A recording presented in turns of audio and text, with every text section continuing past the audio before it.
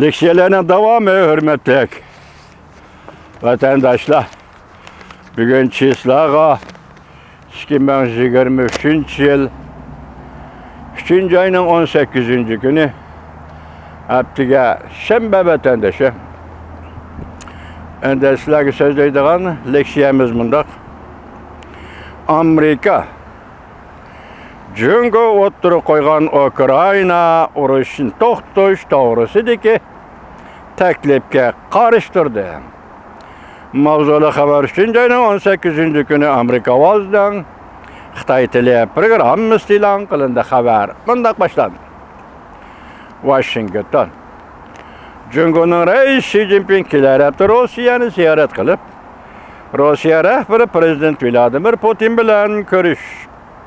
Undan keyin Ukraina prezidenti Zelenskiy bilan telefon suhbati elib bormoqchi bo'lganligi va bundan burun Oqsaroy Beijing o'tirib qo'ygan Ukraina urush to'xtatish to'g'risidagi taklifni rad qildi. Demek endi hozir Zelenskiy Ukraina prezidenti bilan ko'rishadiganligimiz so'g'ichalashdi. Endi hozir prezident Vladimir Putin bilan suhbatda Ukraina masalasi egizga elishma so'g'ichalashdi. Lekin bular o davlat rahbarlari qanday qaraydi?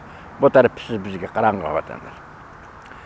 Amerika Qo'shma Shtatlari Davlat bexatarlik komiteti strategik moslashtirish amaldori John Kirby juma kuni 3. ayning 17. kuni Amerika ovozining ziyoratini qabul qilgan chaqda mundaq ko'rsatdi.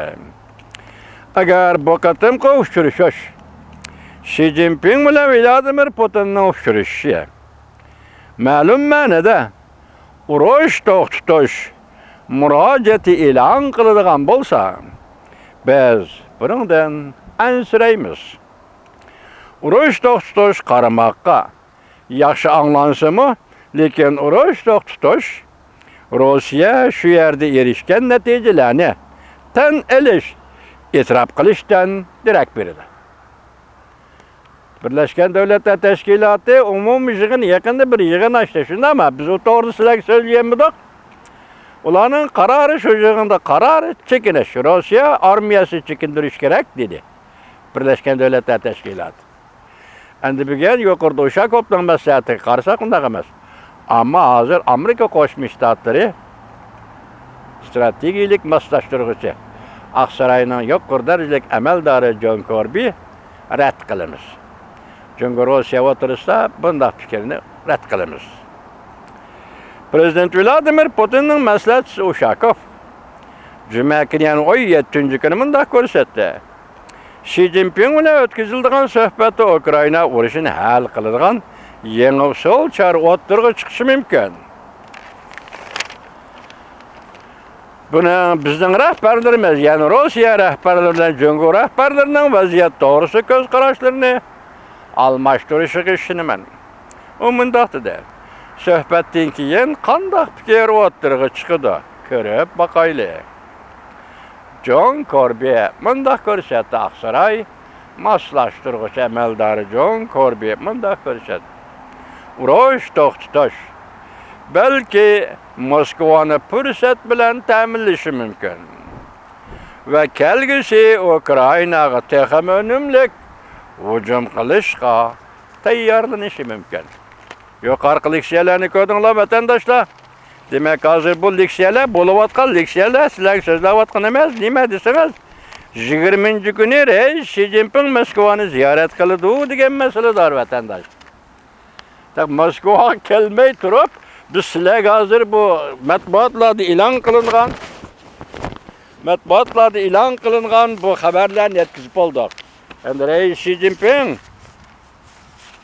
Moskvani ziyorat qildi. U vaqtida amaliy maydon qandoq bo'ladi? Amaliy maydonda nimalar so'zlashidi? Gap mana shu yerda. Eng nozik bir taraf o'ylab ko'ring vatandosh, dunyodagi eng qudratli davlat deb qaralgan Rossiya Federatsiyasining prezidenti Vladimir Putinni 16. kuni, ya'ni Jungo Tashqi ishlar ministrligi Reis Xi Jinpingning Moskvani ziyorat qiladiganligi to'g'risida bayonot e'lon qilib bo'lgandan keyingi daqiqalar ichida deyli Gaaga Xalqaro jinoiy ishlar sud kollegiyasi Prezident Vladimir Putinni qo'l qilish buyruq. Buni nima deymiz? Tungi so'zga lekshimiz shunda deydi vatandoshlar. Nima deymiz buni qachdim deymaymiz hozir endi. Shu narsaga qarang. Taqaray Xi Jinping yaqindalar Saudiya Arabistoni bilan Iron bu ikki davlatni yarashtirib o'tirish sharqda diplomatiyada g'alaba qildik yoki diplomatiyada jungo o'zini ko'rsatdi degan gaplar to'rbatdan bir oldi. Vatandoshlar, amaliyotda bu Iron bilan Saudiya Arabiya o'tirishi ziddiyat 2016-yilda boshlandi. Anadan keyin taraqqiyotlar ziddiyatlar sizlarga oshkora. İki davlat o'tirish diplomatik munosabatning uzilib qolishi 6-7 yil. Endi bular yarashdi, o'xshashdi gap. Burun diplomatik munosabati bortasini kelib turibdi. Bu yerda hech qanday bir diplomatik natija g'albiga o'tirib chiqmaydi, yo'q degan gap. Bu yerda Ironmi bir 5 qolgan davlat emas, Saudiya Arabiya o'tirish sharqda diplomatiyada pishib ketgan bir davlat. Ular uchun hech nima ketmaydi, unchalar davron qilishning maoshi yo'q buguncha. Mayli biz shuni g'alba deyli, o'tirish sharqda Xi Jinping g'alba qilgan edi, diplomatiya deyli buguncha. Moskvada bu esat bo'ldi, vatandosh baksat bo'ldi. An debdi-ku. Savolni qo'yibdi-ku, Xi Jinping Moskvani ziyorat qiladi, qanday qilish kerak? Endi yana buning ichida o'chiqdalgan bir narsa, Rossiya Federatsiyasi Prezident Vladimir Putin bilan Xi Jinping o'tirg'i chiqadigan yangi usul, yangi chora, yangi murojaatnoma. Ukraina urushini to'xtatish.